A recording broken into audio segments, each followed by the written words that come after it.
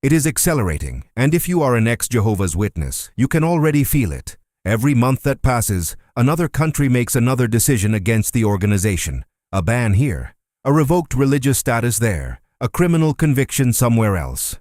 What used to be a handful of authoritarian regimes is turning into a list that keeps getting longer, and that list is starting to include names nobody would have imagined even 10 years ago. The real question, the one the governing body in Warwick refuses to address at any assembly, is this one. If Russia was able to classify them as extremists, if Norway was able to strip them of their official religious status, if Belgium was able to convict them in a criminal court, what exactly is stopping the United States from following the same path? What is stopping France, Germany, Canada, Brazil from looking at these decisions and deciding that the time has finally come? Because the 10 countries we're about to examine tonight did not reach their conclusions by accident. They all identified the same behaviors, the same doctrine, the same internal practices, and one by one, they decided that enough was enough. What you are about to see in the next few minutes is not a list of isolated stories. It is a map of what happens when a government finally decides to take a close look at what is really going on inside the kingdom halls. And by the end of this video, you are going to understand why a growing number of analysts believe the domino effect is only just beginning. 1. Russia. It started with a single courtroom in Moscow on a spring morning in April 2017. By the time the judges finished speaking, an entire religion had been erased from the legal map of the largest country on earth. The Supreme Court of the Russian Federation declared Jehovah's Witnesses an extremist organization. With the stroke of a pen, they were placed in the same legal category as neo-Nazi militias and armed jihadist cells. Every kingdom hall across the country was seized. Bank accounts were frozen. The headquarters outside St. Petersburg was handed over to the state. Then the arrests began. Elderly men pulled from their homes before sunrise. Women interrogated for hours about the hymns they sang with their neighbors. Foreign members deported. Russian members sent to penal colonies. One Danish citizen, Dennis Christensen, became the first to be convicted, sentenced to 6 years in a labor camp for organizing a prayer meeting. Since then, hundreds more have followed. Raids on private homes continue to this day. Investigators confiscate laptops, notebooks, and children's drawings as evidence. In Russia, right now, reading the Bible with your own family behind a locked door can be prosecuted as extremism. And it is. 2. China. In China, the rules of religion are simple. The Communist Party writes them. Every legal church, every mosque, every temple operates under the supervision of a state-controlled patriotic association. The pastor you listen to on Sunday morning has been vetted by the government. The sermons he delivers are reviewed by officials. The Bible he reads from has been edited to align with, quote, socialist core values. Jehovah's Witnesses refuse to play that game. They will not register with a state-run church. They will not submit their literature for approval. They will not ask permission to worship. And so, in the eyes of Beijing, they do not exist. Their meetings are illegal gatherings. Their publications are contraband. Their missionaries are foreign agents. Members operate in absolute secrecy, meeting in groups of 2 or 3, moving locations constantly, using code words to discuss scripture. Surveillance cameras powered by facial recognition software line the streets of every major Chinese city. A single mistake, a single visit to the wrong website, a single conversation overheard by the wrong neighbor, and the knock on the door comes at 4 in the morning. 3. North Korea. There is only one God permitted inside the borders of North Korea, and his name is Kim. The cult of personality built around the Kim dynasty is total. Every home is required to display portraits of the leaders. Every school day begins with songs praising them. Every citizen is expected to bow before monuments of men who are treated not as politicians, but as divine beings. In a country like this, practicing any other religion is not simply discouraged. It is treated as treason. Christians of every denomination are hunted. Bibles are burned. Prayer is punished. For Jehovah's Witnesses, the consequences are among the harshest on earth. Defectors who have reached South Korea describe entire families being sent to Kwanli-so political prison camps, where they are worked until they collapse and buried in unmarked pits. 3 generations of a family can be imprisoned for the religious crime of a single grandfather. Children born inside these camps have never known a world outside the barbed wire. The exact number of witnesses currently held in North Korea is unknown. The regime does not release such figures. But human rights organizations believe the number is not zero. It has never been zero. 4. Singapore. Singapore is not a dictatorship. It is a gleaming, orderly, prosperous city-state with skyscrapers, a world-class airport, and one of the highest standards of living on the planet, which makes what happened in 1972 all the more unusual. That year, the Singaporean government formally deregistered Jehovah's Witnesses and banned their publications under the Undesirable Publications Act. The reason had nothing to do with theology. It had everything to do with the flag. Singapore is a nation built on compulsory national service. Every young man is required to serve in the armed forces. Every schoolchild is expected to stand, sing the anthem, and salute the flag during morning assembly. Jehovah's Witnesses refuse to do any of these things. They will not take up arms. They will not pledge allegiance to any earthly symbol. They will not sing a national anthem, believing such acts cross the line into worship.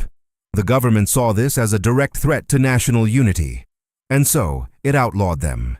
Today, possessing a copy of the Watchtower in Singapore is a crime that can result in fines and imprisonment. Elderly women have been prosecuted for carrying pamphlets in their handbags.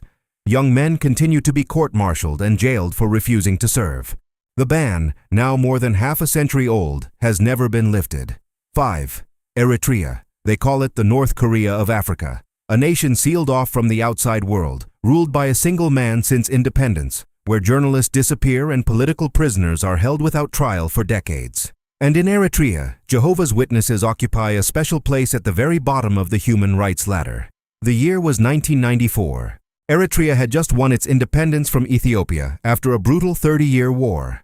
A national referendum was held to confirm the new state, and Jehovah's Witnesses, true to their doctrine of political neutrality, refused to vote.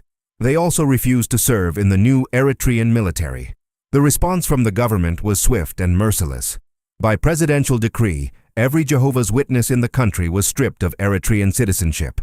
Overnight, they became stateless people in the land of their birth. They lost the right to work for the government, to own businesses, to obtain passports, to access public services. Then the imprisonments began. 3 men, Paulo Seyasu, Isaac Mogos, and Nigede Teklemariam, were arrested in 1994 for refusing military service. They were not tried. They were not sentenced. They were simply locked away. For over 3 decades, they were held inside metal shipping containers in the desert, sweltering by day, freezing by night. Other witnesses have died in custody. Some were only released as elderly men, broken and blind. The world looked away. 6. Egypt.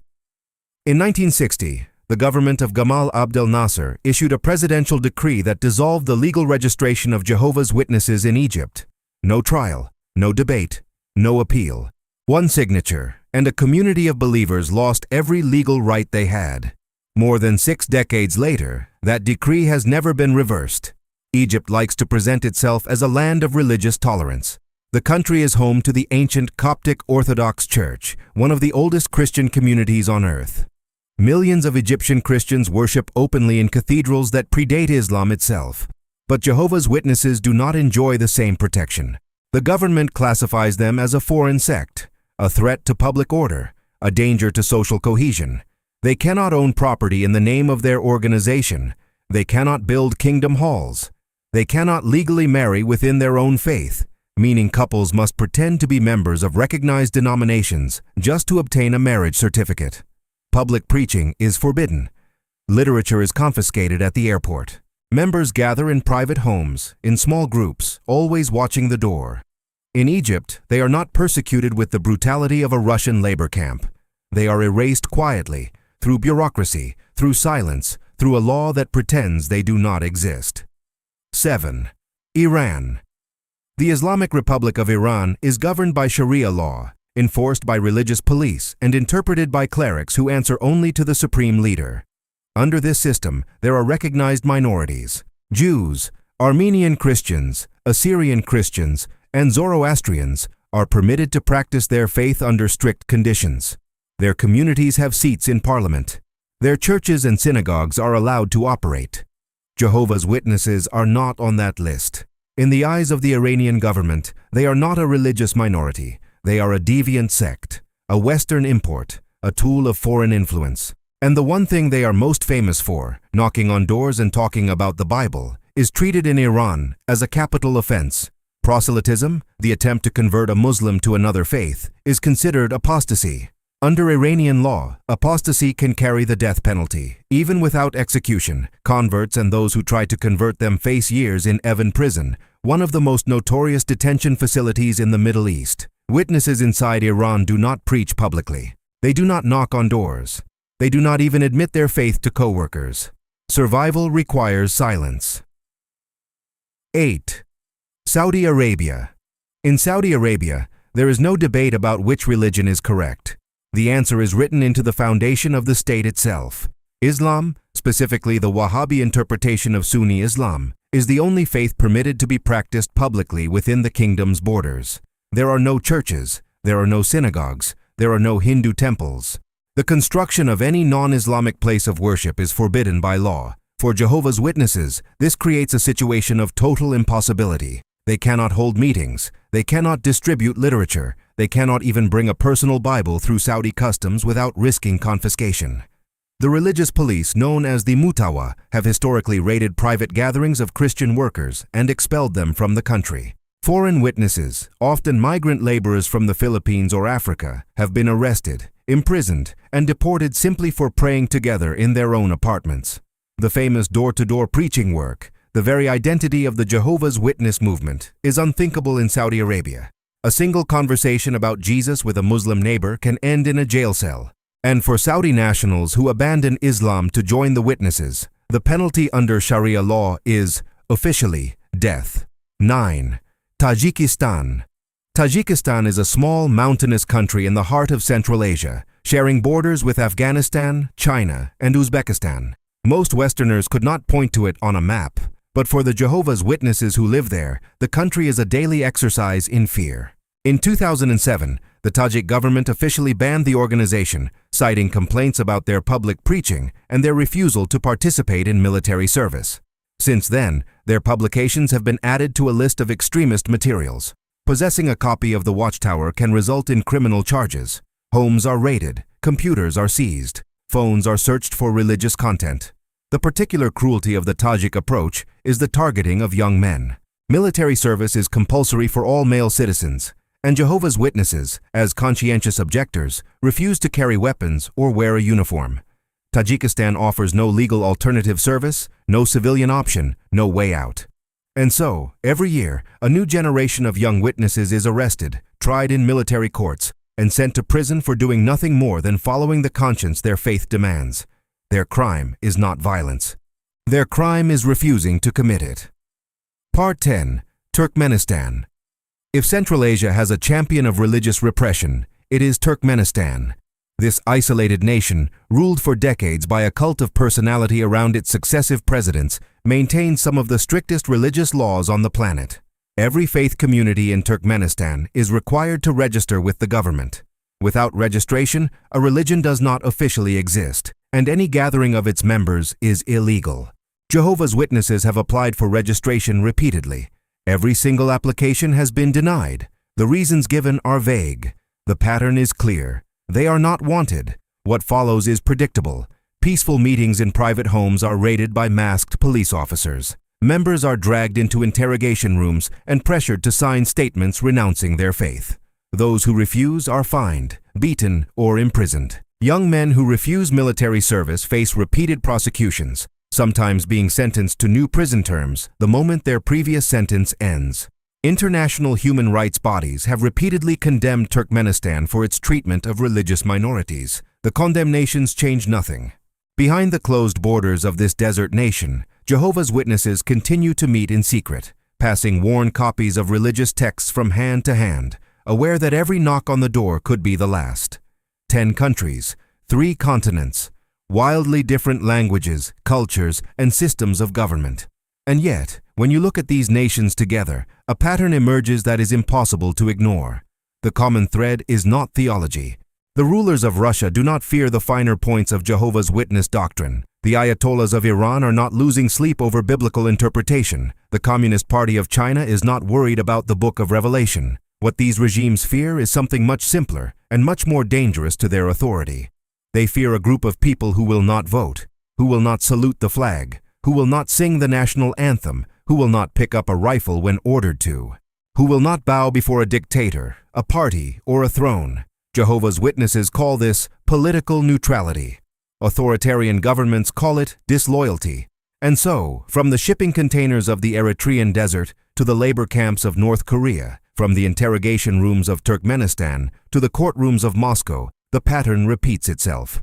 A state demands total loyalty. A group of believers refuses to give it. And the full weight of the government comes crashing down. According to the organization's own annual reports, Jehovah's Witnesses currently operate in roughly 33 countries under conditions of total secrecy or severe restriction. In their publications, these nations are grouped together under a single, deliberately vague label, Other Lands, a phrase used to protect the identities of the members living there. Behind that quiet phrase are hundreds of thousands of people whose faith costs them their jobs, their freedom, and sometimes their lives.